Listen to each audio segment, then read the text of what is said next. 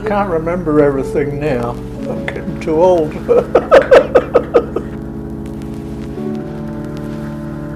I suppose it would have been about 5 or 6.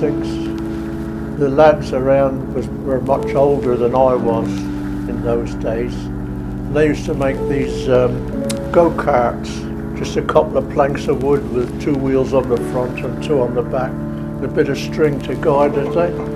They used to take me up the top of that St Stephen's Hill and used to sit me in between his legs and off we'd go, no brakes or anything, straight down the hill and around the bend down towards where Paul lived. They had to go quite a way. It was jolly dangerous. I used to enjoy it.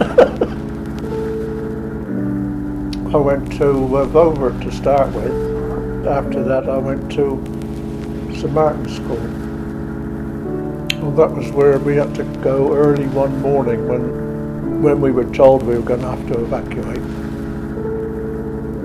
You know, there was some kids crying and mums crying and all the rest of it. And to me, I thought, God, this is exciting. So the only time we'd been off the island in those days, you had to be rich to go away on a boat. We used to go to Alderney sometimes for part of our holiday, or over to Sark. But funnily enough, at that time, I didn't realise, and it didn't upset me at all. But as time went on, I realised what had happened. I did get a bit upset, you know. We had camp beds to sleep on, a sack pillow stuffed in straw. Oh yeah, then the time came to be billeted out. Well, I had impetigo at the time, and I was covered in it. We all had to line up every morning, and anybody that wanted to take us on used to come and walk it up and down the lines. I thought, yeah, we're split up. There's animals here. Of course, having impetigo, I finished up with another guy that were the last ones left, but it turned out lucky in the end, because they put me in hospital eventually, my gran and pops. Unknown to me, they found out I was in hospital and they visited me, and then they told me I could go home to your grandpa. Pops found me a job with a shoe firm. Mr. Arden was the boss. And he used to treat me like his son. He'd bought a new bike for his son, and I thought, oh, that's lovely, I wish I had a bike like that. However, a couple of chaps that I was with had bikes, and they used to go off for the weekend.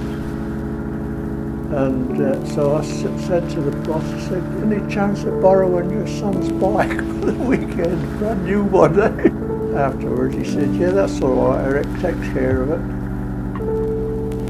There was a chap that played the piano, lived just around the corner from our workshop, and he used to come in and have a chat with me. And he said, how'd you like to join our band? I didn't know he had a band.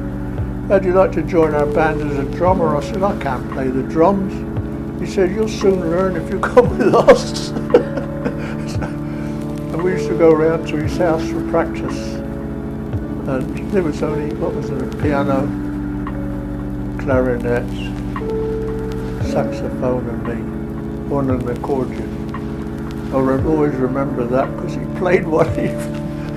His accordion, unknown to him, had caught the zip in his trousers and unzipped it, and he was there playing it with his pants undone.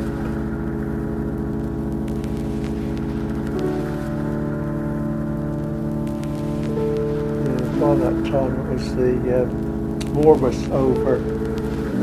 Dad died during the war, and I had no idea what I was going to do.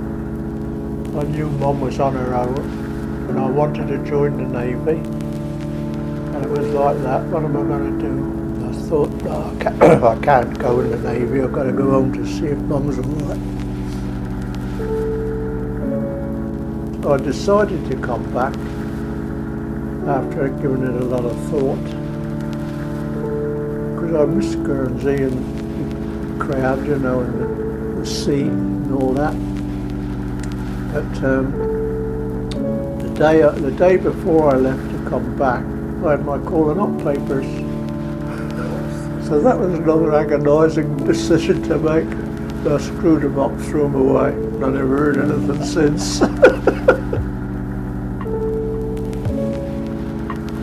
Dear Mrs. Mariess, I am sure you will be delighted to see your Eric again.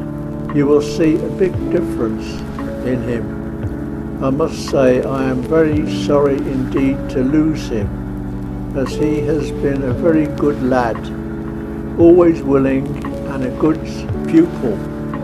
We had all got to be very fond of him. So I will now wish yourself and Eric good luck for the future. Yours faithfully, A. Arden. That's from my skipper. There was crowds there waiting for all the kids coming off the boats. And I recognised Mum and she recognised Jean and I, but only I had to take two looks to see her, to recognise her, because she was a big portly woman when I was a nipper. When I came back she weighed under was 5 or 6 stone. She was like a skeleton, eh? She said that was the healthiest part she ever had of her life, like she was. My first boat, I saw it advertised in the paper. I asked my mate who was driving a lorry for some firm if he'd go and fetch it for me, which he did. I put a mooring down in the little bay next to Pettibow Bay. We launched it in Pettibow and rowed it round to the mooring. And one night, and it was around about Christmas time, one of the chaps down there come knocking on the door. He said, "Eric, your boat's missing." So I went down, and sure enough, it was a spring tide and rock, and the waves had come up the slip onto the boat and dragged it out. So I never saw it from that day to this. So I bought another one, and then they built the marina down there, and I thought, I'm going to go and put it in the marina, which I did. I had a boat before I was married, but I stopped when I was courting Bill. I stopped going out in the boat because Bill was more important. I was a while without a boat when I was courting. And when I decided I was going to take up fishing again, I built my own dinghy out in the garden there. The chap next door was a carpenter working for Norman Piet. He asked me if I wanted some firewood. So I said, yeah, I can do with some firewood anytime you like, thinking, a sack of wood. Unless the lorry turned up one day, loaded with firewood, and dumped it out on the common, because nobody was at home. And I was sorting it out, and it was all new stuff, off cots and whatnot, and I thought, I can make a dinghy out of this lot. It took me a little while, but I did it. And I used that for a while. Soon earned its money, because it didn't cost anything for the wood. I don't know if I've got a lot more to tell you.